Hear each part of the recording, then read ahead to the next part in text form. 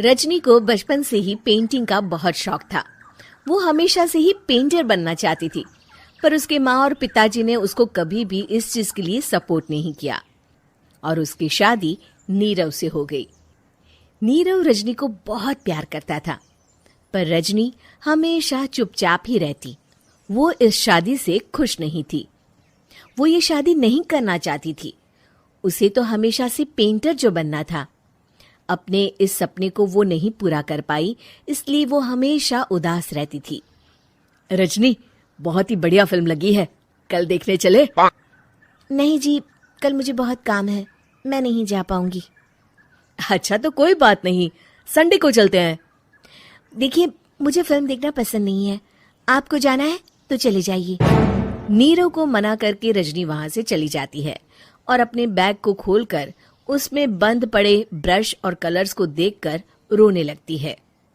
रजनी, चलो ना कहीं बाहर खाने चलते हैं, कुछ तुम्हारी पसंद का।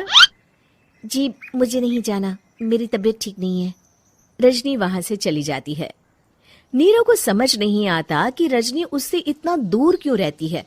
वो जब भी उसके साथ वक्त बिताना चाहता है, रजनी कोई ना कोई बहाना बना देती है। एक दिन घर पर कोई नहीं था। रजनी घर का सारा काम जल्दी से खत्म कर लेती है। घर पर अकेले होने के कारण वो सोचती है कि वो आज पेंटिंग करेगी।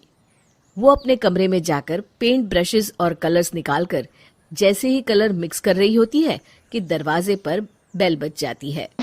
अब कौन आ गया इस वक्त? इतनी मुश्किल से तो मुझे पेंट करने का मौका मिला है। रजनी दरवाजा खोलती है तो उसकी सास अपनी सहेलियों के साथ खड़ी होती है और सब घर के अंदर आ जाते हैं। अरे बहू, सबको शरबत बनाकर पिला दे, बाहर तो बड़ी गर्मी है। उफ। जी। रजनी पेंट ना कर पाने से उदास हो जाती है। उसे गुस्सा भी आ रहा होता है कि उसने इस शादी के लिए हाँ क्यों कह दी। वो रसोई में जा रही होती है कि उसकी सास उसे रोकती है। बहू, सबके खाने का भी इंतजाम कर लेना, आज का लंच तो ये सब यहीं करेगी। हाँ। रजनी बिना कुछ कहे रसोई में चली जाती है। सबके लिए खाना बनाती है। सब खाना खाते हैं और रजनी घड़ी देखती है कि ये सब कब जाएंगे ताकि वो अपनी पेंटिंग कर सके। जब शाम होती है तब सब चले जाते हैं अपने घर। अरे बहू, सब तेरे खाने की तो बहुत तारीफ कर रहे थे, सबको बहुत अच्छा लगा खाना। आपको मुझे सुबह बताना चाहिए था ना कि आपकी सहेलियां आ रही हैं। पता भी है कितना वक्त लगा सारा खाना बनाने में। अरे बहू, तू ऐसे कैसे बात कर रही है मुझसे? तो और कैसे बात करूं? मैं इस घर की कोई नौकरानी नहीं हूं कि इतना काम करूंगी। रजनी अपने कमरे में जाकर दरवाजा बंद कर लेती है। शाम को जब नीरव आता है तो उसकी माँ उसे पूरी घटना के बारे में बताती है। क्या रजनी ने आपसे इस तरह बात की माँ? हाँ, और पता नहीं उसे क्या हो गया है, शाम से बाहर भी नहीं आई है। मैंने तो कई बार आवाज दी, खाना भी नहीं खाया उसने।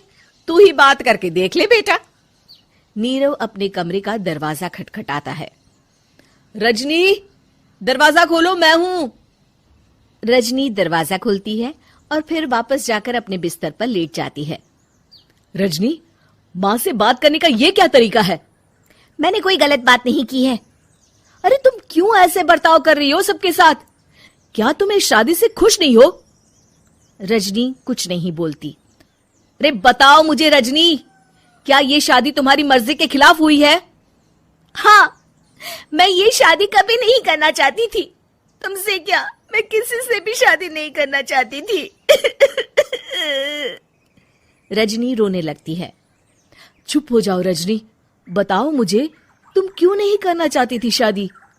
रजनी बेड के नीचे से अपने पेंटिंग्स, कलर्स, ब्रश, पेपर्स निकालती है।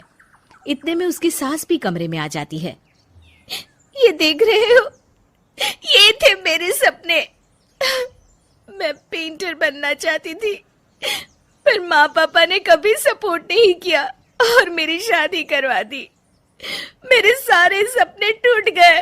हर वक्त बस गुस्सा आता रहता है मुझे। मैं जानती हूँ कि आप लोगों की इसमें कोई गलती नहीं है, पर मैं क्या करूं, मुझे समझ में नहीं आता।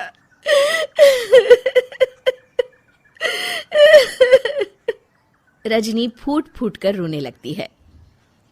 मुझे माफ कर दीजिए, आप दोनों के साथ मैं बहुत बुरा बर्ताव कर रही हूँ। अरे रजनी बेटा चुप हो जाओ तुम। नीरव पानी लेकर आता है। ये लो पानी पियो और शांत हो जाओ। रजनी पानी पीती है और उसकी सास पेंटिंग्स देख रही होती है। अरे नीरव, हमें तो पता ही नहीं था कि हमारी बहू कलाकार है। अरे कितनी अच्छी पेंटिंग्स बनाई है, देखो तो। ये वाली तो मैं अपने कमरे में ले जाऊंगी। आपको ये पेंटिंग्स अच्छी लगी? अच्छी नहीं, बहुत अच्छी लगी। और तुमने हमें बताया क्यों नहीं? तुम जब चाहे पेंटिंग कर सकती हो रजनी। हम तुम्हारे सपनों को पूरा करने में तुम्हारा पूरा साथ देंगे। हाँ बेटा, हम कला की कद्र करते हैं। हम कलाकार तो नहीं, पर मुझे गर्व है कि मेरी बहू एक कलाकार है। रजनी, नीरव और सास तीनों हंस पड़ते हैं।